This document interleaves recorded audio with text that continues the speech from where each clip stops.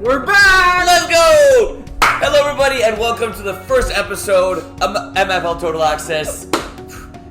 Not spring, fall 2023. It's going to be chilly out there. I'm excited, but it was not chilly. It was a little bit rainy, but it was a little too hot for my liking. I'm excited for the leaves to fall, to be a little chilly. Yeah, the leaves to start falling, be a little chilly. Wear other sports. Yeah, I know, right? I was in the mood to wear this shirt today. I feel like it suits me well. How about at Giant Tiger? You bought what? At Giant Tiger. You know Giant Tiger? Yeah, TJL. Yeah. I thought you were going to say small cat or something. No, usually I say midget line. My dad and I say midget line. We bought it there. But yeah, it's we didn't do a show last week, the preseason one. Or one the week before. That's true. But that was kind of try to compensate for that today. Yeah. We've got a lot of things to talk about. We'll even Yeah. talk about the finals real quick. Yep. But before we get into all that, should we introduce ourselves or people know who we like? For People know who we're not. A few new teams this season. So Will the rookie go first? You're the rookie. I'm Terry Bablis. I've been playing in the MFL since I think 2016. Wow. Yeah. That's a while. Maybe 2017. No, I'm pretty sure 2016. Involved with a lot of stuff, mainly the referees, the new player registrations. Still rehabbing my ACL tear and my knee. I'll be throwing in Division 3 this season with the Villains. Looking forward to that. It's going to be a first time throwing with like a whole new bunch of guys. They all seem like cool guys and some girls too. Yep. You're progressing well. Your injury, for the most part, which is good. Next spring should be back to 100%. Nice. Let you go next. Yeah, I'm Will Power. Been in the league since 2020, the COVID year. I'm on 3 teams this year: Iron Wolves, Thunder Buddies, and Villains as well with Terry. And started doing the podcast with Terry, which feels like yesterday, but it's been like over a year now, maybe even 2. And sounds like a third year, no? Oh my god, that's crazy. And yeah, I've been involved with MFL. I'm there all day Saturday, either reffing, playing, scorekeeping, grabbing pizza. And yeah, it's been great and I'm excited to do the show. Yeah. So, Hall of Fame inductees. We usually do this at the get-together. Yeah. But those guys weren't going to be there anyways, and I think it was kind of like it slipped all our minds to announce it there, but I think it's even better to get to announce it on the show. I have no clue what's going to be, folks. Yeah, even Will has no idea. I asked him before the show, give me a guess. Did I get them 2 wrong? guys, you got both for 2. I knew it. So you got both them wrong. I knew it. I got some stats to pull up. Okay, can you give me a hint and I'll try and guess, we'll make it fun. You want to do that? Yeah, pull up the stats first, then give me a hint. So we got 2 player inductees this year. Yeah. Both tremendous players that have been in the league for a very long time. Yeah. Mainly D1 players who have been dominating D1 for a very, very long time. Okay. You know them both very well. I don't know which one to start with. Start with the taller one. The taller one? Yeah. They're both pretty tall. I think they're about the same size. Okay, you have to choose one that's taller in your mind right now. I could be wrong. Okay, just guess. Okay. You have to give me stats. Okay. So I'll actually give you stats for both of them because they're pretty close in stats for some of them, and then I'll go precisely into the taller one. They're both top 5 all-time in receptions, both top 6 all-time in yards. One of them is 8th all-time in touchdowns. The other one is 2nd all-time in touchdowns, and they're both top 4 all-time in 1-point converts. One of them is more defensive all-around player, where he's 4th all-time in tackles, 2nd all-time in PDs, 6th all-time in pick sixes. The other one rushes more often, but still has a great defensive role on the field, and people fear him. He's 8th all-time in sacks. For a part-time rusher, I would say. He'd had some seasons where he was full-time rusher. But you know what I'm talking about? I know him very well then. You know both of them? Well... How about you not guess in case... Yeah, okay. You'll tell me after what you're thinking about. Okay, wait, no, let me guess one of them. Is one of them not playing right now? They're both not playing right now in the Montreal fall season. Okay, that's what I got. I think I got one of them. Is it? JC? Yes. Okay, shoot. Our boy JC Ferland, congratulations. Good stuff, buddy. So JC has won 2 Best Receiver awards in D1. Yeah. He actually won his first championship this past spring season, I believe. I could be wrong, but I think it was his first one with Old School in the Brossard. Yep. Against Iron Wolves. Yes, against Iron Wolves. They had a great season. Yeah. So as I was saying, JC 5th all-time receptions, 3rd all-time in yards. That's crazy. 2nd all-time in touchdowns, 3rd in 1-point converts, 8th in sacks, even though he was like playing everywhere on defense. Mm-hmm. And all these all-time stats on a per-game basis would put him second behind only Kevin Smuda. Wow. So he's literally like the on a per game basis. Per game basis, which is he'd be almost second in every receiving statistical category. And he's been on different D1 teams, right? Like Revolution. He started Revolution, then he joined Trollers. Wow. Those are his two main teams in Division 1. Nice. We haven't been seeing him around at the park, and we miss him. Yeah, we miss him. MFL's better when he's around for sure. Also reffed a lot in the past. I believe he coaches now, and the games are on the weekends, or the practice on the weekends, so that's why. But it's a great reason, right? If he's coaching younger talents. Selfless man. Yeah. So congrats to JC. Good stuff. Okay. Now for the second one. Okay, you said he rushes part-time? No, that was JC that rushed part-time. JC rushed? Yeah, were you listening to anything I was saying? JC's 8th all-time in sacks in Division 1. At some point, I don't know. It's true. I remember him rushing for Cholos, but I think of him more as a ball-hawking safety. Yeah, but with Revolution, he was primarily a rusher. Like really? When he came to the league, JC was one of the top rushers at that time. Like, I'll pull up some of his... That's impressive. I did not know that. Yeah, like, I think he preferred not to rush as much later on in his career, but at the beginning, I don't know if he was doing it by choice or not, but he was dominant at it. Like, nice. Wow, okay. And we do remember him rushing for Trollers. Yes, that's true. I do remember that. Wow, impressive. Good stuff, JC, man. Congrats. Well deserved. Yeah, he was like... When I joined MFL, it was like him, Smuda. Right? It was like him, Smuda, Svetna. Like, that was kind of the big three there. And, of course, like, and the quarterbacks, Steve, Dom, and Max. But, like, in terms of non-quarterbacks, that was, like, it was the trio of studs. So, in JC's first ever season in spring 2017, when he joined the Revolution, I'm guessing he joined during the season because he only played 4 games that season. Okay. He had 12 sacks. In 4 games? In 4 games. 3 a game. Yeah. He also had a 12-sack season later on with the Trollers, but just to show you how dominant as a rusher he could be if that's what he actually wanted to do. Yeah. Full-time. Yeah. Crazy. Good stuff, man. Congrats, JC. Hope to see you around. I hit him up for the Iron Wolves trying to join. Didn't even answer me. Didn't answer you? Didn't even answer. JC, come on, are you better than that? Okay.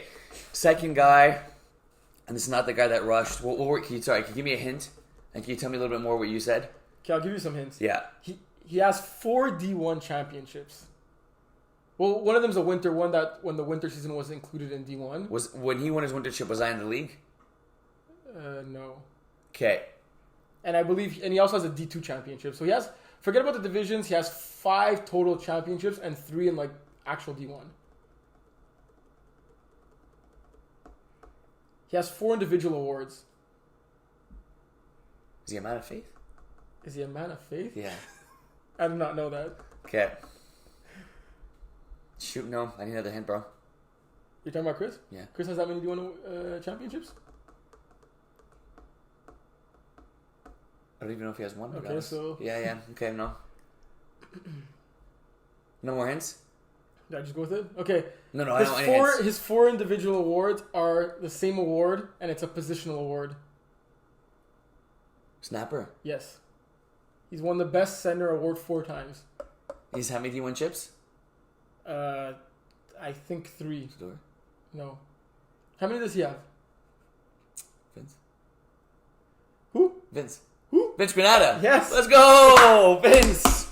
Wow, good stuff. So Vince Granada, mainly Gold Cook player, also played on Pittscook. He's 3rd all-time in receptions, 6th all-time in yards, 8th in touchdowns, 4th in 1-point converts, 4th in tackles, 2nd in PDs, 6th in pick sixes. So we know him primarily as a center, but those stats show that he's also a great all-around defender. Yeah. Some like to call him Dom security blanket, right? Yes. No gloves too. Respect it. Yeah.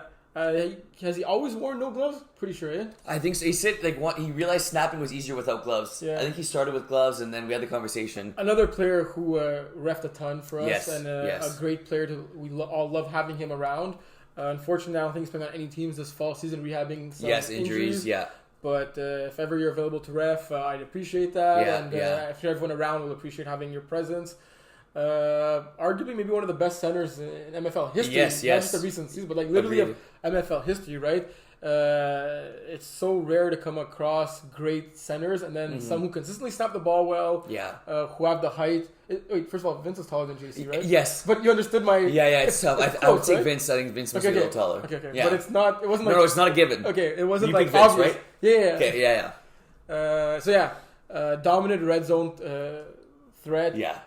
Like he could run almost every route from the snapper. Just always on the same page as Dom. Yeah. Which is super important. And both these guys are great guys. They're great guys, and I was going to mention them, but they're also young.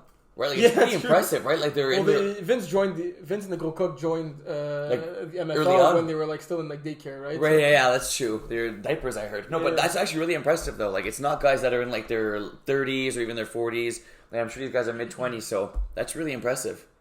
And like you said, great guys, which only makes it even more deserving. Yeah. So when John gets back from Europe in end October, he'll have your trophies. Come to the field. Don't come. If you're coming, just pick them up. Make sure you write to us to make sure we have them. Yeah. that day. And congratulations once again. Wow, that's awesome. That's huge. Especially to get it like in a year where they're not playing, like to show that their back stats already talk so much for them. Yeah, well, Vince played this past spring season, and JC also played in Rossard. Nice. Yeah. So for those wondering, the criteria to be eligible is 5 full years, and by full we mean 10 seasons, not including winter. So you need 10 spring or fall seasons where you've played at least 5 games in those seasons. Right. Yeah. Makes sense. Yeah. Nice. Your day will soon come too. Hey, I'm waiting patiently. How many years are you at now? Well, 2020 I joined. It was a COVID year. But I don't think I played 5 games that year. Okay, so you might need another 2 or 3 years. Then. Yeah. Maybe I'll retire before then. Maybe I'll retire before then. No, you're still young too. Yeah, true. All right. Wow, awesome. Congrats, boys. Yeah, congratulations. It's well deserved. Yeah. So let's do a quick recap of the spring finals. Yes. Like real quick. Okay. Let's go D5 on... D5? Yeah, let's go D5 to D1. Opposite order of the day? Yeah, trust. D5, that was the Rady finals. Yeah. That was a really good game. A lot of great plays made in that game. A lot of good defensive plays and offensive plays made.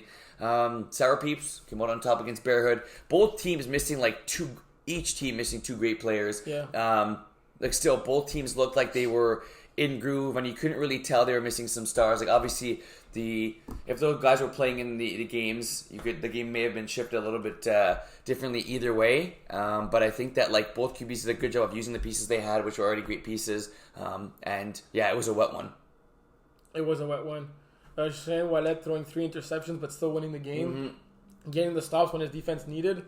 It came down to the very last play, right? Yeah, they went for 2 right to tie it. Yeah, Bear Hood scored a touchdown on the last play. They were to make it a 2-point game. Yeah. Go for 2 for the tie, and not successful. Yeah.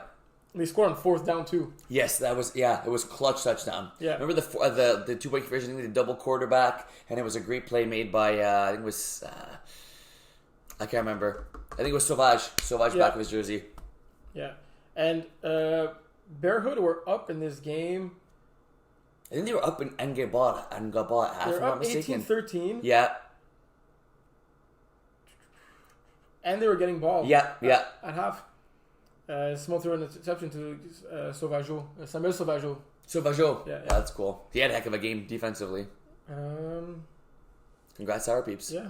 What a turn of events that franchise, eh? To go from a team 0-10 a couple of seasons ago to winning a D5 championship. That's fun to see. And asking to play in D4.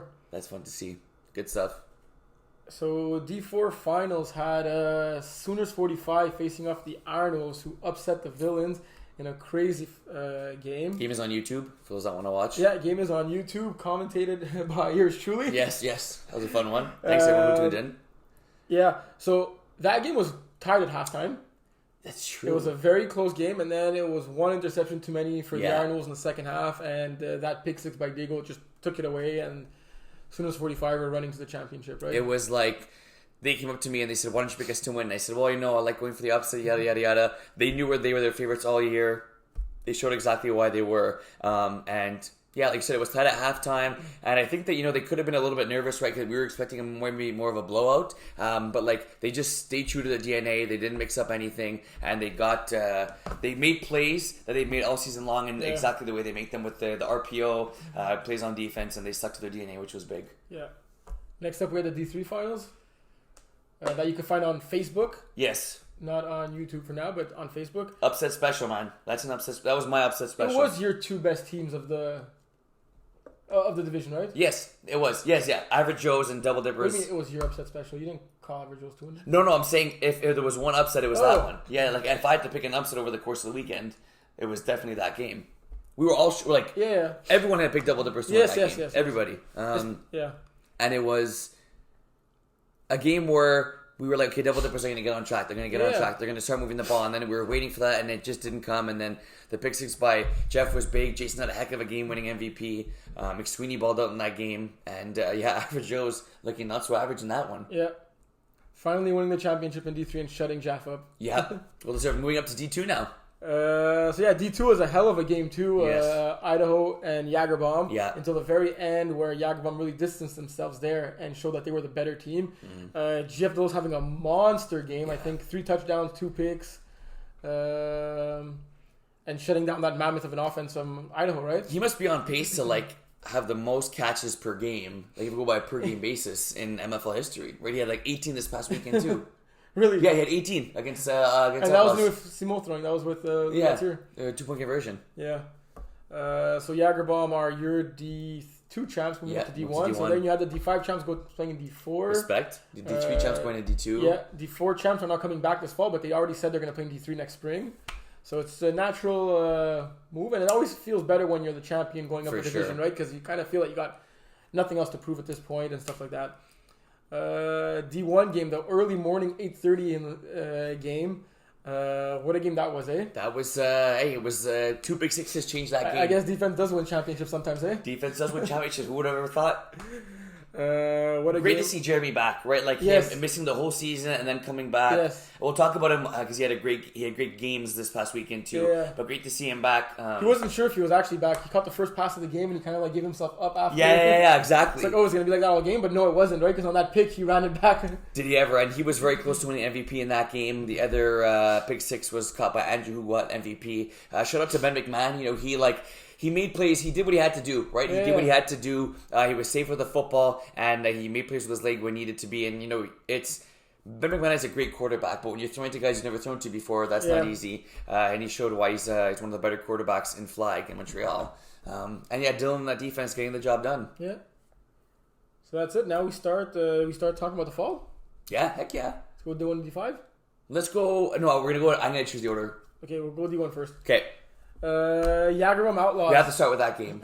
Okay, so this was the Brady game. The new rebranded Outlaws with Brady at quarterback, right? Yes. Brady was either throwing an interception or catching one. Or getting an interception himself. This had to be one of the weirder games I've seen maybe ever in MFL. Because this is what I was speaking to Dylan after the game, and I said, you look at the stats, just the score, and it goes 44-40. Both quarterbacks had a pretty solid game. You look at there was 10 interceptions in this game, 5 picks thrown by each quarterback, and it was a weird game to say the least. The first 4 passes in this game, 3 of them were intercepted. When do you see that in D1? Very rarely, right? But it's crazy if you try to ignore the interceptions, how much his quarterbacks balled out. Especially Louis Mathieu was filling in for Simon Duchesne. Yeah. For a team that literally just moved up to Division 1. Yeah. Louis Mathieu's a baller both sides of the field. Yeah, but he also showed that he's able to ball out at the quarterback position. He threw for 244 yards, 31 of 48, which is a 65 completion percentage, and he threw 6 touchdowns. He threw 1 more touchdown than Brady in this game. Jagerbomb scored 1 more offensive touchdown than Outlaws did in this game, but it's Outlaws getting that pick 6 and the converts, the so important converts in Division 1 that prevailed for them, right? You tell me a quarterback throws for 250 yards in D1, that's a lot of yards, right? Most times he's going to win that game. Yeah. Brady himself throwing 5 touchdowns and obviously getting those 4 interceptions, getting that pick 6.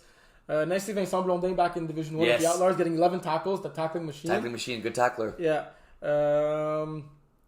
Kamba joining this Jagerbomb team didn't wait long, getting 2 interceptions himself.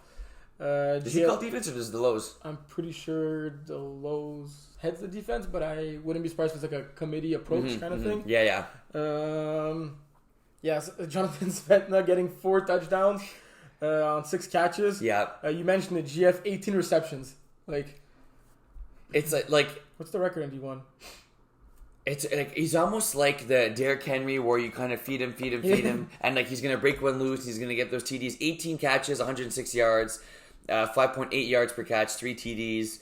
And like I from what I saw, it was a lot of like first play of the drive is going to be like not everyone clear, but like everyone hooker is going to get like a quick completion, 2-3 yards. Just get into those hands, see if you can break a tackle, and that's it. But like you had mentioned, like quarterbacks balling out. I think like we have like that's excluding the interceptions. Yes. Right, like because but it's still impressive the yardage and the completion, and the touchdowns they put up. Right, that's like, true. Like they still stayed focused, stayed in the game, and put up that many points. Yeah.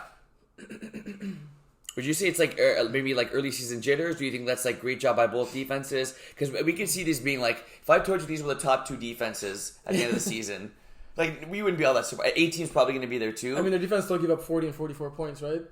Yeah, but I mean, you're also the picks are setting up the offense with short fields. Yeah. Right? Like I know, like that's a very false stat. Which one? Like to say that the teams gave up 44 and 40. Like there's pick sixes that were thrown. Brady got a pick and returned it to the 2. Right, so like most defenses aren't going to get a stop there. Yeah. Okay. Like you can't. Like both defenses played a heck of a game.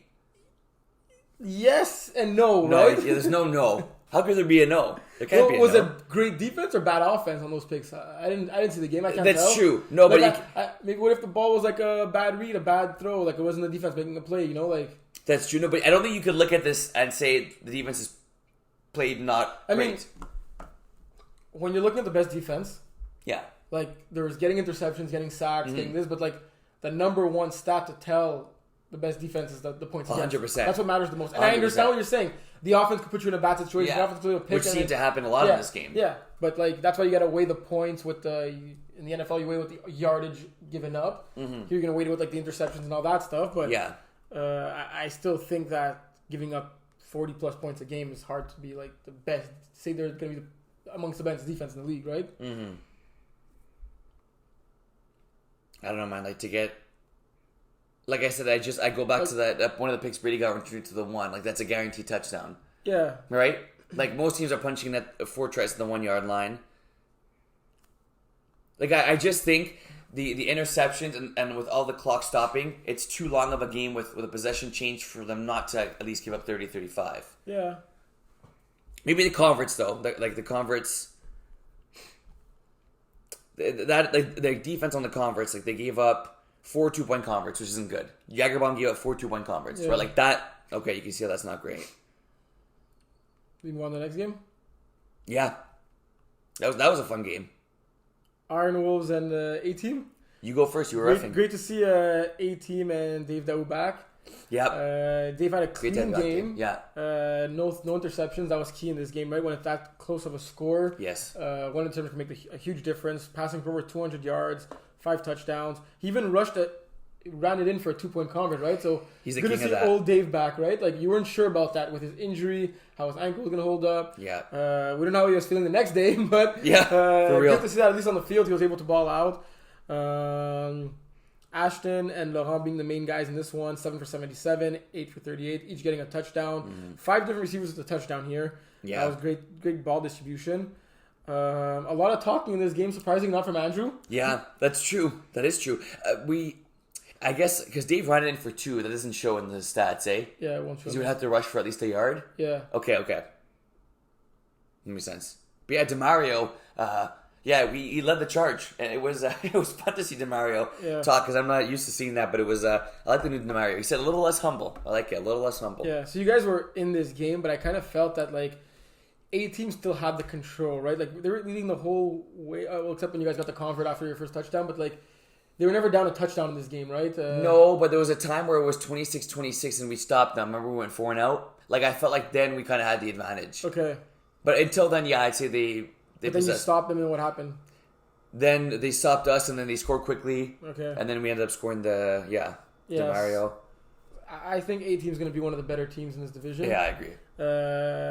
And you guys also pulled up a great fight against them, right? Like, seeing the final score, seeing you guys could have clearly won this game if it was just based on converts, right? Mm-hmm. Getting an extra 2-point convert just at the end there, right? Yeah. Yes, exactly. A tough way for the game to end. We scored DeMario having that sick touchdown, deking like 3-4 guys, and then the bad snap. Yeah, then it was. I think DeMario just dropped it.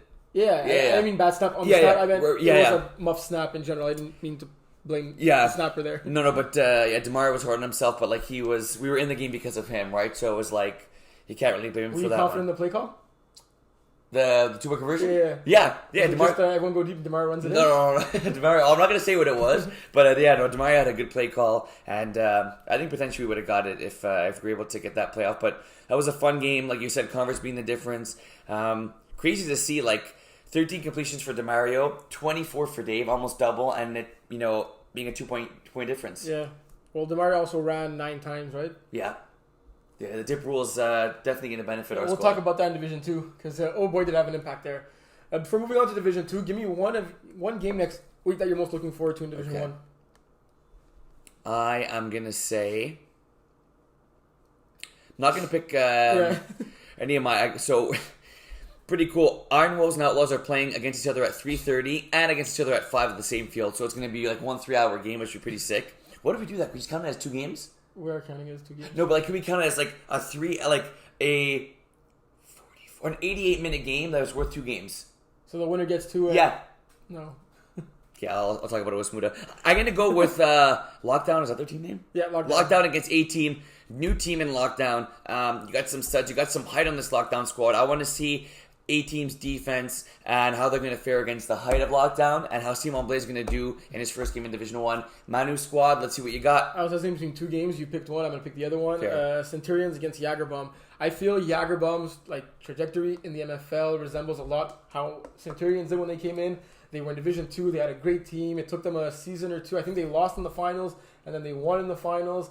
After being D2 champions, they went up to Division 1, had some early success. Now they're kind of up and down with roster inconsistencies. E. So, sorry? Yeah. What, it's an E. E. Like E. Like Y-E-E-E-E. Okay. Yeah. Yeah, so I think that's going to be a great battle. I think Centurions got to show that they've been in Division 1 for a while They have now. a lot to prove this season. And definitely have a lot to prove. Last time A-Team won, when A-Team won the Division 1 championship, was not that long ago. Yeah. That was against Centurions in the finals. Yes. That was a 46-44 And it was a one-score game. It was crazy. But 2 similar teams here, like you mentioned. Yeah. That's what's cool about this game, Centurions Jagerbomb. Let's go to Division 2 now. All right. So, Average Joes did look a little average in their first game. Let's put it very lightly. 63-23, Nice Cities Average Joes. So, the dippity dip rule for DeMario is a little ridiculous. I think we have to review DeMario's rating now because it goes up with this rule being legal, right? Yeah, it does. So DeMario caught 3 passes, 55 yards, had a touchdown, a 1-point convert, but it was on defense where he did his damage, getting 4 interceptions and returning 3 for 6. The record is 4 pick sixes in the season. He's already at 3. Wait, the record is 4 picks in the season? Yes. I thought it was in a game. No, in a season. Because I heard you talking to DeMario. Yeah, I know. In a season? In a season, yes. Wow. In a game, I'd be shocked if it was more. Yeah, that's why I was shocked too when I heard you say that. Wow. Yeah, no. So 2 more and he breaks the record. Yes. This is through all divisions. Through all divisions. I looked at Division 1 and 2. I didn't look at the... Okay, yeah. I looked at 2 divisions where he plays in. Okay, fair. So single game. Wow. But yeah, in this game, Nice Cities on defense, getting 10 interceptions. I wanted to see if that's a record. 10 picks in the game. 6 thrown by Jason, 4 by Avery. It was a tough game for Average Joes. I was roughing at the same time, and it just seemed like it's not a great matchup for your first time in D2, right? To play defense. Yeah, sorry to cut you off, but the record of 4 pick sixes in the season is held by Vince Blondin. Okay. Who had all 4 in the same game. No way. Yeah. So the record is 4. So the record per game is 4, but I looked at per season, but now I looked at per game, and it is 4 per game. That's Zip 2? Yeah. What team is that? I think it was called Invictus or Victoria. Vindicators? Vindicators, yeah. Wow. So that's pretty crazy. It's 4 in a season and 4 in a game. Yeah. DeMario, 2 more and you break the record. That's okay. What it is in D1. Say some of that for D1 though. Come on now. But yeah, before you cut me off, what I was saying is that Nice City's defense, it's not an easy defense to play against. And Andrew playing defense, James Colley, a guy that's new to the league but super tall, and you can tell he's a good football background. On an interception. Yeah, you can tell he's a really good football background. Haney getting 3 picks, DeMario 4. This is going to be a good squad. Yeah. This Nice City squad is going to be a really good squad. And for Average Joes, tough first game, but they bounced back, right? The next game against us, that was a tight game. We'll get into that one. But I don't think it shows that the Average Joes aren't ready for D2, right?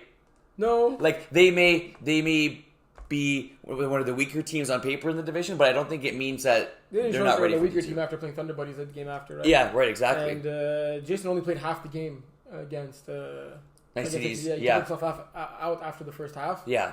Yeah. So Thunder Buddies average Joes? So that was not a clean game, I'd say, by either team. Average Joes were up 13-zip in this one. We had struggled to get the ball rolling. Finally, we ended up doing so. And Remy having a really good game. I forgot to mention Remy. Thank you for subbing for Arn Wolves. He balled out in that game on defense too. Remy 7 catches, 94 yards, 2 TDs. Dylan with 3 touchdowns in his Thunder Buddies debut. And McSweeney getting 4 TDs. This is a really, really fun game. Like you saw the end of the game, right? Average Joes went up, scored. They went for 2, didn't get it, but they were a 2-point conversion away from completing the upset. Yeah. It was really close. Like they had that game in their hands, right? That's the thing. Like, so Steve, like you see, 5 touchdowns, 1 pick is impressive, but 23 of 41 is not great. No, that's very close to 50%. Right, exactly. And for Steve, who's like has a very good completion percentage, average defense played well. I think we were a little bit out of sync as well. But yeah, no, this was a great game by a great catch by Victor near the end of the game to put his team in possession to score, and a lot of great plays made in this one. And now talking about the other game, Thunder Buddies, Idaho. Yeah. We just can't beat Idaho. You can't beat Idaho, eh? We can't beat Idaho. Thing. No, it's an us thing. It's a Steve thing. It's a me thing. It's a Steve and I thing. You weren't able to beat him before. That is true. It's a Steve and I thing. It's just a Thunder Buddies thing. This one, another good game. Big play in this game. Pick 6 by Jeremy Rooney. Jeremy Rooney balled out in this game. He balled out all day. Kind of the new Jeremy Rooney talking a little bit, and I say line up in front of me, but it's all love. I like the energy there, and he had a really nice touchdown. We were playing man. He got me really good on an in and out route, and it was Gab Boucher made some plays too. Eric Shushash had 2 catches, 2 touchdowns, and Dylan played very well as well. But it was just Brady playing a near perfect game in this one. Dylan balled out on offense. Yes, he did. Statistically, yes. He probably played well defensively, but on the stat sheet, looking at it, 6 touchdowns in 2 games. No rust between him and Steve whatsoever. Yeah, but did Steve ever really throw him that many balls? Like, I know they played together on Bless Up, but he wasn't playing offense. Yeah, offense. First time they're actually playing together on offense, right? Yeah, that was very impressive. Dylan was just very good at reading what to do in certain situations if it wasn't there. It's just high football IQ. Let's go to Division 3. Yeah, Div 3. I feel it's gonna be a quick one. I think so too. One Division 3 game, and it wasn't a pretty one. David Brisson making his Division 3 debut as a quarterback. Yeah. Going 21 for 31, 250 yards, 7 tutties, and 1 interception. Yeah. Couldn't have asked for better stats, right? No, really. This Double Dippers team remodeled to remain in Division 3 because they had a lot of conflicts. They couldn't really have moved up. Mm-hmm. So they had to make some tough roster decisions, right? Yeah. It's not really the same team that they had last season that brought them to the finals. No, very different. But with Dave Rousseau under the helm of QB, it doesn't look like they're skipping a beat right now. Let me tell you, he looked really in command of this offense. And I think that's thing as a quarterback is, before looking at the stats, how nice the ball you throw, how you read the field, is can you control a huddle? And he was doing a very good job of that. Well, he's been playing the quarterback position for a while now, and he's been getting better literally every season, right? So that's always a good indicator. Not like the quarterback who he was playing against, who I feel had better games under his belt, right? It was a tough one for Kevin. I know he's still nursing that injury. He had that hernia operation not too long ago. Were they missing players, Phoenix, or? Probably, but those players aren't on the roster, right? Oh, right. Because I get what you're saying. Well, Rooney wasn't there, and Simon Valiquette wasn't there. I don't know if they're actually playing with them or not. Okay. Oh, Jeremy. Wow, that'd be Jeremy Rooney on Phoenix would be good. Because they always have that one stud. Remember last year they had Jerome. He didn't really play, and now Kevin's good at recruiting these studs, but they don't. He has to make sure they show up. Yeah, right? You have to make sure they play. That'll be key. Yeah, our boy Eric, 9 catches, 101 yards, a touchdown. Yeah. He's a lot faster than I thought he was. I knew he was fast, but he's fast. I can see. Look, if he's still nursing that injury, maybe Rob will go quarterback for this. This Phoenix team. Kerwin subbing and playing wide receiver. We're not used to seeing him play, getting a touch on this one. That's pretty impressive. He's a sub. He's on the roster. Oh, really? Yes. Oh, damn, nice. Yeah. What do you think he goes for subbing? I know he could be a receiver. Respect. Nico Podveg getting 3 interceptions in this game. Wow. Not just a tackler, getting 5 tackles He as well. receiver, he got a touchdown in this game too. Yeah, that's what I said. So that's it for Division 3. We're only one game. A little quick. And we only got 2 games next week. Yeah, let's see. Which games are they? Playing that, and then Mustard Tigers, Phoenix. Hopefully Kevin will bounce back in that one. Probably not, though. No, I doubt it. Division 4. A lot of games in D4. I'll start with the one I saw. How about we go very quickly over each and every one of them? That way it's kind of like we're doing a preview for all the teams since we didn't have an episode last week. Good take. So we'll go in order, okay? Good stuff. I like how you said you're going to decide the order of what you're going to go in, and then it went. Too much of a nice car, what can I tell you? So Division 4 got Cyclone Sour Peeps. Sour Peeps playing their first game in Division 4 and winning. 5 interceptions. That's surprising on defense. Not surprising for Sour Peeps, but I'm surprised Splitsky threw 5 picks. And just throwing for less than 100 yards. And getting the W. Lambert Paquette and Etienne Maillet-Davio getting 2 picks apiece, like D1 and D2 players, right? And then Samuel Sauvageau, who got all those picks in the D5 finals, getting the other pick, right? Yeah. So this Sour Peeps team on paper is D4 ready. Like, there's no question about that. Yeah. Like, they could definitely compete, and they learned how to win now, right? Yes. So they have that, and it just showed in the week 1, right? Yeah. Winning a low-scoring game, but that's their specialty, right? Yeah. They had a great defense. Their offense does the job. Justin's still getting better at the quarterback position. I feel when he first started, he was the one throwing 5 interceptions like we saw Alex doing right now, right? Yeah. He had a very high number of interceptions per attempt. He cut that down tremendously. The 90 yards don't bother me as much if he's able to get the job done. Yeah. Obviously, you need more to win consistently, right? Yeah. But when your defense is getting you 5 interceptions, you want to just control the game and make sure you get the dub, right? Yep. Well said. Iron Wolves destroying the Idaho Ida Pimps 45-21. Yes, Modima making his quarterback debut in this team as they had their QB move up a division and then Simon taking the reins for the Division 4 team. You like seeing that with I like seeing within the program, the farm team. Yeah, the farm team or the sister team or the brother team, the cousin team, whatever you want to call it. Yeah. Jason McAleer having himself a game, 230 yards, 6 touchdowns. So this team did lose Josh, who made his own D4 team. And this team is without John for like the whole season. Yeah. So guess which Iron Wolf decides to show up and help this team out? It ain't Will Power. It's your Christian brother, Chris Hope. Man of hope, baby. Man of hope. And boy, did he ever help him in this one. Yes. I think the Iron Wolves are the favorites in this division. Your player of the week, Chris Hope, getting 2 touchdowns, a 1-point convert, busting the 100 yards, double-digit receptions, and most importantly, 3 interceptions on defense. Everywhere. So this team has lots of talent. But yes. They're missing that veteran, like the player that's knowledge. Like Chris is one of the players with the most knowledge in the game both ways, right? Yes. Especially on defense, but obviously both ways. He can only help. He's played with a bunch of these players before on different Iron Wolves teams. Yeah. The question mark is his health, though, right? Like, yes. Like, hopefully, at least playing in D4, it's not as demanding as playing in D1 or D2. But seeing the stats he put up, he was probably breaking ankles at the field. Most probably. But if he can stay healthy and play all those games and make it to the playoffs, when the field conditions are getting worse and worse every week, they're going to be a dangerous team. Because they will. Just because they made it to the finals last year, it was not a given that they were like a top 2 or 3 team. No, D4 is competitive. That's what you said, right? Like we were talking about it yesterday. D4 is more competitive this year than we're used to seeing. Yeah. Yeah, I think they're my favorites. Iron Wolves, early on season favorites. So we got the new secure, not Chiefs, even though they have the Chiefs uniform, secure top shooters playing against High on Audibles. Yeah. It's a funny team name. It's a funny picture too, eh? Oh, that is a sick pick. Wow. Like, it's a play. Did you notice it was like a play? No. Did you see like the picture? What's on the top? Like post and... No, but like it's like he drew a play. It's like high on audibles, but it's like a play on words like high on edibles. Yeah. That I understood. Oh, you did? Okay. Yes. Sure. Okay. Yeah. It took us time to understand that. It took us some time to understand the idea. I still don't think we got that one. So Ryan McSweeney quarterbacking this one. Great to see Rob Prudhomme back with Matt Dupree, Avery on this team. Yeah. Leading the charge with 2 touchdowns.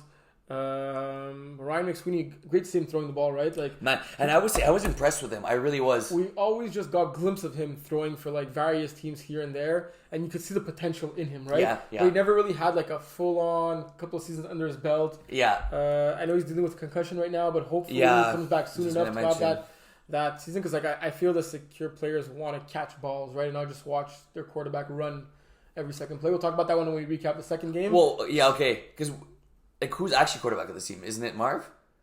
I'm not sure. Okay, okay. I think it's Marv. Yeah. Yeah, I think it is Marv. And then McSweeney is receiver. Yeah. Yeah. Yeah, I guess McSweeney's just filling up in this game, but it'd be cool to see McSweeney quarterback a team soon. Yeah.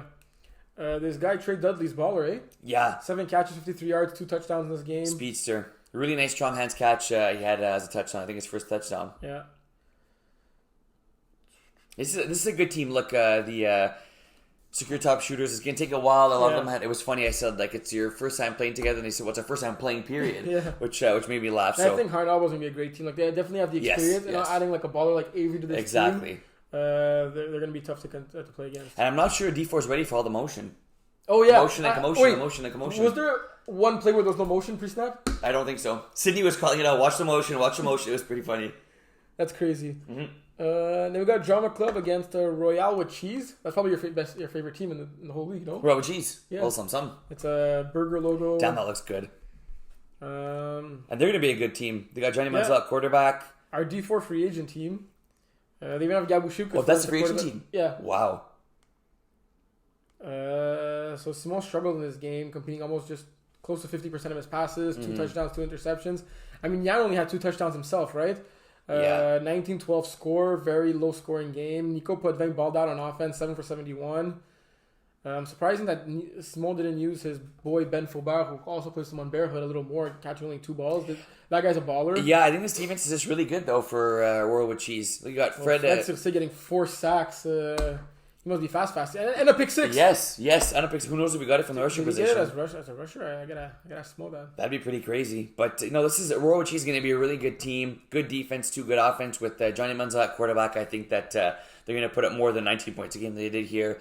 And Drama Club 2, I really hope they rebound from the season that they had last year because, we made it clear that we were disappointed in them. Yeah. And I think they're going to have a better year this year. But right now, 2 top teams playing against each other, and obviously one team had to lose. Simone running 9 times in this game, so either that defense was really good. I think that's what it is. Yeah, like no one was open, or he thought he was me. Or yeah, that's true. Or Marv. Yeah. Speaking of Marv, yes. Let's jump into that game. So, 8 for 25. I've seen worse. Yeah. 85 yards, I've seen worse, but then 0 touchdowns, 4 interceptions to combine all that, it's pretty bad. 3 rushing touchdowns. Yeah, but then you see his rushing. 11 attempts for 115 yards. That's crazy. 3 rushing touchdowns and a rushing 2-point convert. Both quarterbacks had 11 rushing attempts in this one. This is like the wishbone offense. It's like Army playing Navy. Caleb balling out, getting 3 touchdown catches on 4 receptions. Yeah, she ran a nice in-and-out route. But also, I think the player of this game had to be Stephen Biddle. Yes. Did you see his interceptions? Yes, I saw one of them where he completely jumped like a hook route, it seemed. I read it like a book. Getting 3 interceptions in the same game is wild. Yes. And Cyclones coming out on top on this one. And then we got last but not least, Airborne against Yagis and Chill. I think it's a battle between Iron Wolves and Yagis and Chill. That could be a fun matchup. Yagis and Chill looked almost unstoppable in this game, right? GF Delos, kind of new quarterback, but his stats don't really show anything new, right? 23 of 36, 250 yards, 5 touchdowns, no picks. He has Laurent as a snapper, which seems to be doesn't make any sense how that fits. You had Leo on the other side, who was a first-time quarterback as well. Yeah, he showed a lot of good stuff. I like Leo as a quarterback. He was a. Did you draft the game or? Yeah. Okay. Yeah, I think his stats don't do him justice. I think Leo played a good game. Yeah. He had a few drops, but he has an arm. Both these quarterbacks have hell of an arm. Their biggest attribute is literally chucking it deep. Really? GF was more accurate on his deep throws than on his short passes. Okay. Leo, I think it's. The chemistry just wasn't there at times because there's a lot of new players he's never played before. He has his regulars that he's been with. Rocky, it's not him the one throwing down the ball, right? Right. This is completely but I do think that Leo under center could be dangerous in this division with Benoit Menard, Ali, Hassan, Greg. Yeah. Both Gregs, actually. I think they just need a couple of games to gel. But now I'm worried because they're wearing that airborne jersey, and I feel we say that every season. Airborne just need a few more games to gel. They just need this to happen, and then like it never happens, right? I think there's too much experience in this team for them not to find a way to make the playoffs or at least go 500. And Pio's also on this team, and he was not there, so he could also mentor his uncle Leo. That's true. Under center. He's a decent receiver too, Pio. Yeah, for sure. Yeah. So that's it for Division 4. A lot of games in D4, especially, and D5 as well. Holy. Okay, so wait, so just a little something for the viewers. Yeah. D4, how many teams make the playoffs? Oh yeah, good call. So, yeah, let's go with playoffs. There's 13 teams in the division, 8 make the playoffs. In D4? Yeah. D5? We'll get to D5. Okay. Let's quickly talk about the teams that we did not talk about in case we forget to talk about them in the future. The ones that did not play the week 1. Good call. So, Bin Low Fat, your past fall 2022 champs, I believe. Yes, beating Armadillos. Or was that Pocket Rockets? Okay, yeah. Maybe that's why Pio and Leo came back in Division 4. Want to get that revenge. I know Mike wants it too. This should be another top team in the division, right? They have a pretty much very similar team that they had in seasons past. Thomas Côté-Parent, arguably their best player. And we got Mustard Cubs, who is the farm team of Mustard Tigers. Yeah, I like the logo's pretty chill too. It's a very... yeah. So it's a bunch of guys who've played, like a bunch of them play on Mustard Tigers. I think a lot of them played together in the winter under, I think they're called Blizzards. I have no idea, but it'll be the opposite. It'll be snapper to quarterback in this one, right? Yes. Tom playing quarterback and Brian playing snapper. Yeah, exactly. Then we got the team that still does not have a logo, which is Trolling Holers, with Josh at quarterback and Max on this team. They got Andre, they got Zach. Your boy Zach from Lesniaks, who had like 2 picks a game. Remember him? Come on. Remember? Yeah, short speedster. Yeah. They got Lesniak on this team. They got Andre's brother Charles. It's going to be... Okay, Josh, pressure's on now. Let's go. Let's go. I don't want to be no excuses. I don't want Max coming to tell me, yada, yada, yada, this team ain't... We couldn't be... let's go. This is an 8-2 team. You doing it on purpose, eh? It should be an 8-2 team. I'll tell you that much. I say 5-5. Well. So I know you said you're early on with Argos and you said Yagis and Chill, but like... You can see that, like, there's a lot of good teams in this division. For real. Like, Division 4 is stacked. Yeah, like, really. Like, it's a really, really strong division, and I hope a bunch of these teams move up to Division 3 next season. But this is a really strong Division 4. Like, to see the whole stopping in D4 shouldn't be allowed, but I think that with the other teams, you could see how, okay, like, maybe we could squeeze it in there. Yeah. Division 5? D5. So we'll start off with the playoffs thing. So it's the first time we're going to have more than 8 teams make the playoffs in a division, because we've got 19 teams in Division 5. Bruh. 19. And 11 will be making the playoffs. Who chose 11? The committee. 11. So 5 get buys? Yes. And then 6 play in the play-in. There'll be 3 remaining. Okay. Plus the 5, 8. 8, okay. Like, initially we were going to go with 10 and do like the NBA playoffs with like the 7. Oh, the play-in? Yeah, the play-in. Yeah. But they were like 10 out of 19 still seems low percentage-wise, right? Yeah. So and then we're like 12 seems a little high. And then we say, okay, we'll do it in the middle of 11, and it still works out really well. It's the exact same concept as the play-in, except instead of 6 getting a bye, 5 get a bye. Mm-hmm. And you have an extra game in the play-in. It's having 2 games, you have 3 games. That's cool. So it is very cool. We figured 19 teams is an uneven number, 11 is an uneven number to make the playoffs, and 5 get the bye. Okay, expect. Yeah. So a bunch of teams in this division. Let's go one by one. TD Hunters and Bear Hood. So I ref that game with Steve. Yes, you did. So Dave St. Jean was throwing in this game. Yeah. For them, he threw 3 picks, 1 touchdown. I'm sure he ran a bunch, right? Like 9 times for only 23 yards. That was surprising, no? Yeah, well, Sharmika Bartley had a heck of a game rushing him. Oh, yeah? Yeah, she really did. Even when she wasn't getting sacked, she was still there, putting pressure, and she's quick. I'll just say I'm glad to see TD Hunters back. And I'm glad to see Goldrick full-time quarterbacking back. His career was short-lived, right, with that TD Hunters team. That is true. Although not the passing game he would have liked, throwing 4 picks over here. But I'm sure Dave St. Jean had something to do with that, right? Rushing him. Yes. A few sacks in this one here. Kind of blocking off his rush lanes. I think these are going to be 2 good teams. Low expectations, Los Politos. So low expectations were previously the Weekend Warriors from the spring. Okay. With a new quarterback and Alec throwing 4 touchdowns, almost 300 yards, which is great. If you look at the yards that each quarterback threw, you would have thought that low expectations for sure won this game, right? Oh my goodness. He threw for over 200 more yards than Sam Jarnet. He had 214 more yards. And even if you add the rushing yards, he had a lot more total yards as well. Marcel Giovanni leading the way with 2 touchdowns, and Christopher Giovanni with 1 touchdown, both of them getting over 89 yards. That's incredible. I don't think people, you got to go check that. Check the box score for low expectations, Los Pulidos. 294 passing yards to 80.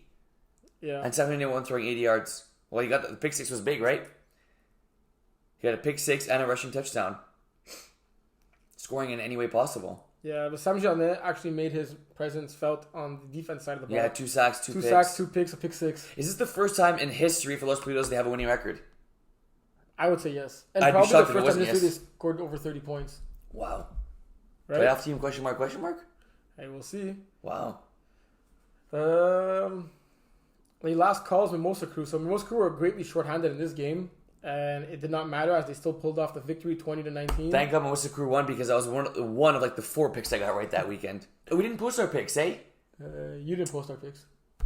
I was thinking we did them very last minute. Yeah, that's true. The schedule got made late, and by the time and Jaff flaked. Yeah, the spreadsheet was ready. So do we want to do? I was thinking we want to do the last person that makes the picks post them, or you want me to always post them?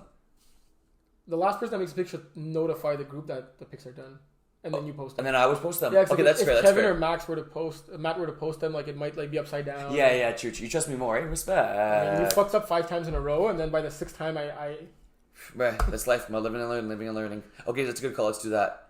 But Sebastian Luca Alzate, like, I wouldn't be surprised he has 1,000 yards this season, right? Like, he's always Guillaume's main guy. Yeah, how many yards did he have? $118. No, last time he played, he had 923 in 9 games, so he was averaging over 100 yards a game. Wow. So it is definitely in the realm of possibility That's for him. crazy. What's the most receiving yards in a season? Is it Smuda? It's over 1,000, yeah. By Smuda? I'm pretty sure. In D1? Yeah. Wow. So Mimosa Crew 2-0 in the start of the season, right? Which was pretty good considering there were like I think 6 players in each of their games. Damn, that is impressive. Drama Club Bearhood. So in this one we had Drama Club D5. Yeah. Which looks a lot like Drama Club D4, but with Nico at quarterback. Simon was playing against his old team, eh? Yeah. Dave was just a menace in this game. Like he did not give Nico any chances at all. Like he was all over him. Wow, he got 4 sacks, but he was like really close on 4 other ones. Yeah. He caused interceptions. Like Ben Faubert's pick 6 was like all on thanks to Dave. Yeah. Roxane Roy getting 2 sacks of her own for Drama Club. But look, this team has enough experience. I'm not worried for them. Mm-hmm. They just got to keep it simple, run the plays that work. If you have to do all hooks every second play or just run some drives, do what you got to do. Keep it simple, especially in the lower divisions. Phoenix free agents number 1. This game went into like a few overtimes, eh? So free agents, what is that? So we got Luca from My Ball Zaggers. He was subbing for them. Oh, okay, so he's not on the squad. Yeah, they were missing a lot of players, so they got a few subs. Okay. Now, Kevin has... Look, the win's a win. Ugly win's better than a pretty loss, but Kevin has to find a way to have a more convincing win than that, especially with Vince Blondet on the team, right? Yes, exactly. And against a free agent team. Yeah. But this is like an experienced free agent team. A lot of these players played on Kiss My Pass. So it was like almost like a Kiss My Pass free agent 1 team. Got you. Wow, I love overtime games. And then Jungle Squad getting the... I saw a little bit of like, were you were reffing that game, eh? When you were eating it. Me, yeah. Yes, that was... that game's... It's like, it seemed to be a game where it was like chaos. Like there was backfield stuff, and you said there was a game where like it was 8 penalties on the same play or something. Yeah. That was crazy. And then there was a rain, sun... Oh my gosh, that was crazy. But yeah, Jungle Squad did just enough to win this game. They played great defensively. They moved the ball up on offense. Julien Surprenant had a really nice interception in this game. Elena with 2 huge sacks. Yeah. But also this free agent team looked good, even though they only put up 7 points. Like they had a lot of talent on that team. Like you got Jorge? He was subbing for them. Okay. Yeah. And Perry for Jungle Squad, 10 catches. Yes, a new player in the MFL. I don't think he played for them in the spring season. 10 catches, 70 yards. He was a snapper, moving the chains. Get that ball moving. Yeah. Grizzlies, Chobik Thunder. I was surprised Chobik Thunder scored only 10 points in this game. To see Eduardo throw 1 touchdown, 3 picks was a little bit surprising to me. But Grizzlies played in the winter, right? And they're like... They're a sound team, right? Like they know the game. Winter D3 champs, which is equivalent to like Summer D5, right? Yeah, that's true. They did not want to move up to Division 4, but they do have a new quarterback, right? The quarterback that they went Division 5 with was Jesse.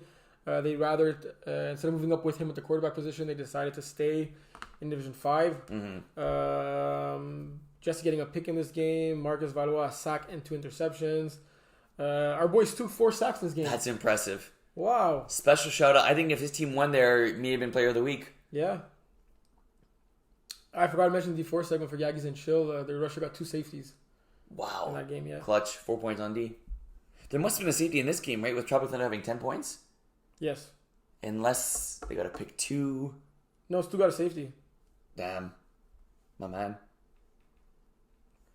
And then most accrue big booties with Rob at quarterback now. Yeah, we're booties. Rob's going to be feeling the beast max. 8 catches, 94 yards, 3 touchdowns, but still not enough. Impressive win by Mimosa Crew. Doing what Josh used to do, right? Yeah, exactly. Westbrook having a great game. Westbrook? Having great games. Russell? Yeah, Russell. Buckets, baby. He got 7 catches, 64 yards, and he had an even better game in his first team's win. So early on being the number 1 target for Curran. Not Kerwin. Curran. Well, Kerr won a lot today, so my man. excited. So we can call him Kerwin now. It wasn't today, but that was a good stuff. I like that. Good play on words. Teams that we did not talk about in Division 5 got the Legendaries, who are coming back with Ben Ben at quarterback. Ben Mallet is going to take the quarterback. I like it. Is Denis also on the squad? Yeah, of course. Nice. He's the captain of the team and still in the squad. Then we got my ball, Zach Ertz. Okay. Your semi-finalist of Division 5 with a new quarterback as well. They got Guillaume Lalo throwing for them, and Luca's going to be playing receiver. Nice. Ask Luca, why aren't you throwing? He's like, 'cause I'm not a quarterback. Like, well, you did a fairly good job you did for real. A guy that's not a quarterback. Gotta say. Then you got Binet actually. The Bin D5 team is going to call Binet. So are they playing D3, D4, D5? No, D4, D5. Okay, got you. Which Thomas Cote-Parent on that team should be scary. Nice. Yep. They got Matt Sear, their captain, as the quarterback. Okay, nice. Then we also got Slot Machine, who were formerly this was like another free agent team. I think it was the Chili Hot Dogs. A bunch of them played on the Chili Hot Dogs, and they created their own team now. Okay, nice. Love to see that in the MFL. A few familiar names that we see there from the Chili Hot Dogs. Blue Badgers, that's a cool name. Blue Badger actually played in the winter with that name. Really? Yeah, I know we didn't have MFL Total Access in the winter, but I thought you still covered the MFL a little bit. Ish. It's a mental break. You got Jeremy on that squad, DeRoche, so yeah, sure that'll be a good squad. Benoit Dumas, is that related to Dumas? Is that what? Is he related to Simone Dumas? Yeah. I'm not sure, but if he is, they'll be strong, right? Probably at least 6'3". Gotta figure that one out. Nice. Yeah, so looking forward to seeing those teams play in week 2 or favorites 3. in D5. Favorites in D5. Yeah. Let me take a look at the standings. We have to figure out what we're going to do with Bearhood. I think a decision has been made by the time this gets posted. Okay, and are we saying that or not yet? Yeah, no, not yet. Okay. In case there's some back and forth and stuff. Okay. F it. Moses was my favorite. You're doing what you did last season? I'm doing what I did last season. Ask me if I learn. Usually I don't, but I'm stubborn. Moses Crew, let's go. Kerr win. Prove me right. Let's go. Like a season favorite would usually be Kevin and the Phoenix, right? No, I'm done picking Kevin. Kevin's got to smarten up. I'm going Grizzlies. Really? I was debating between 3 teams. Who are the other 2? And Bearhood was not one of them. Who are the other one? It was TD Hunters. Okay. And Grizzlies. Why was not Bearhood one of them? Because I have a feeling... Okay. Yeah. And if it's that, you don't think they could still be one of the better teams? Better, yeah. Favorites, no. They're definitely still a playoff team. Yes. Yeah. All right. We spoke a lot on the show. I know. Time flies, bro. We're efficient on the show. We're efficient. But I don't think you're getting away without doing bold predictions. Oh, no. I don't think you're getting away without... No, we didn't talk about it here. D5, what game are you looking forward to? Yeah, let's go one. Let's choose together simultaneously. Binet, Blue Badgers. Shoot, I was going to pick Ballsack Hurts and Grizzlies. Okay, we'll let you choose that one. Why are you looking forward to Binet? Because I didn't see neither of those teams play last week. Okay, fair enough. D4. Well, I'll tell you, Ballsack Hurts, Grizzlies. 2 athletic teams. 2 teams that know the game well. Looking forward to that one. Okay. Bold predictions? Nope. Okay, sure. Yeah, okay. Sure, bold predictions. Let's do, you want to do 1 per division? Because the first week, you got to get a little something. So you want to do 1 per division? Yeah. Each? No. Think it. I'll do 1-3-5. You do 2-4. We'll do 2 and D5, so we can each do 3. Yeah. Yeah. Okay, fair. So you want to do? What do you want to do? I'll do 1 and 3, and you do 2 and 4. Okay. Let's go one first. Why would you get an extra bold prediction than me? I'm kind of cooler than you. Okay, D1 first. I'm gonna go with Outlaws and Iron Wolves doubleheader. It's already going to be a long games for both teams, right? Yeah. You know what's going to be even longer? Both games go to OT. Okay. Iron Wolves, Outlaws are going to play 2.5 games against each other, basically. Okay. On Saturday. Division 2. There's only one game. Average Joe's Thunder Buddies. Oh wow, true. Joe's are missing a couple of players. I think they're missing. They were. Arguably the best player, right? Is he? He's always on the squad this season. I think so. I'm pretty sure he is. Okay, nice.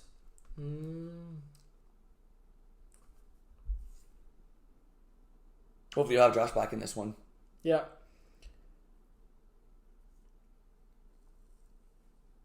I say both teams score over 50 points in this one. There's going to be no defense. Or there's going to be a bunch of defense that you like to call with short fields and interceptions. Like the stop. Yeah. Outlaws game? Yeah. I like it. That's bold. I'm impressed. Yeah. I got to say, I thought you were going to say like both teams are going to get at least one first down. Okay, Division 3. Div 3.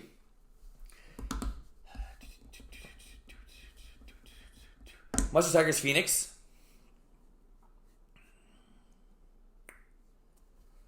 Papa Zanoj gets 5 picks in this game. Wait, who? Papa Zanoj. Thomas? Yeah. Gets 5 picks on defense in this game. What if he doesn't even play defense because he's throwing? Oh no, he's not Then throwing. he won't get 5 picks. He's throwing Mustard Cubs. I thought this was Mustard Cubs, but he's Mustard Tigers. Brian's still throwing for them. Is he allowed to play defense with Mustard Cubs? Why wouldn't he be allowed? He's on the roster. Like rating. Oh, it doesn't matter. Yeah. So how come he has... Oh, in case he wants to save himself for offense? Yeah, because usually when you play quarterback... Yeah. So forget what I said. Yeah. What are you saying? 5 picks, baby's nose. Papa's nose. Wow. Yep. Kevin, let's go, buddy. Make it happen. Okay. Okay, it's not that bold then. What? Because Kevin's right? Yeah. It's one player. Come on, Terry. Holy moly, there's a lot of D4 teams. Do you want to pick the game for me or? Wow. Yeah. You're going to go Airborne Cyclones. Didn't the two teams face off in Division 4 last season and like the winner made the playoffs? And Way too many questions, bro. I feel it's going to be a very defensive game. Okay. I say both teams combined for under 30 points. Really? Yeah. Boldish. I mean, it's 4 touchdowns in the game. Not more than 4 touchdowns. True. Okay. D5, you go first. TD Hunters, Los Politos combined for 15 picks. TD Hunters, Los Politos combined for 15 picks. Correct. That's a lot of picks. Yeah, that's why it's bold. And why'd you go 5 times 3? What did that have to do with it? Because I wanted to say 15. But I wanted to, I thought you were going to get the answer correct, and then 15 was my number. I'd say it's a lot of defense. You got a lot of defensive ballers. You got Sam Journet. I'll keep your 15 thing. Oh, you're going 1 too? Yeah. Okay, nice. Phoenix, Binet, combined for 15 touchdowns. Not necessarily offense, just in the game. Touchdowns. Not bad, Melissa. Okay. Not bad. That's pretty good. We're good? I'm impressed. Your second one wasn't great, but your first one and third one were pretty good. 2 teams combined for under 30 points? Yeah. You could see give me a scoreline. Whoa, it's D4? Yeah. 14-12? Where's D4? Okay. I was going to say 13 or under, but I'm like, no, because 13 or under could be 5 touchdowns. That's a lot. Yeah. No, and you are right. Look, and if you look at it, every game from last week was more than the points you said. Okay. That's impressive. Congrats again to our Hall of Famers. Yes. Respect. Good to see Dave Daou back. Are you staying the whole day? Do you have another wedding? I have a wedding.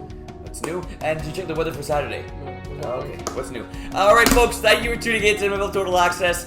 It was great to be back. See you Saturday. And if you're there early, bring Terry 9 extra nice cap. It'll be hot. See you, gang. Be good. Go Leafs. Go Wolves.